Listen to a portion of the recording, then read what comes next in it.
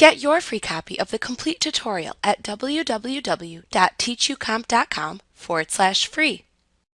The first thing to do when setting up QuickBooks to collect sales tax is create the agencies for whom you collect sales taxes and to whom you pay the sales taxes collected as vendors within the vendors list. This allows you to remit checks for the sales taxes collected to the selected vendors within QuickBooks when the time comes for you to pay sales tax. To review the process of adding a new vendor record to the vendors list, please review Lesson 3.5, the vendors list.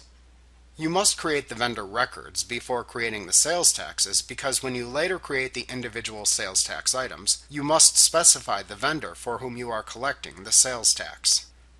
After you have created vendor records for all the agencies to whom you must remit sales taxes you collect, you can then create the actual sales tax items needed by your company file as items within the item list.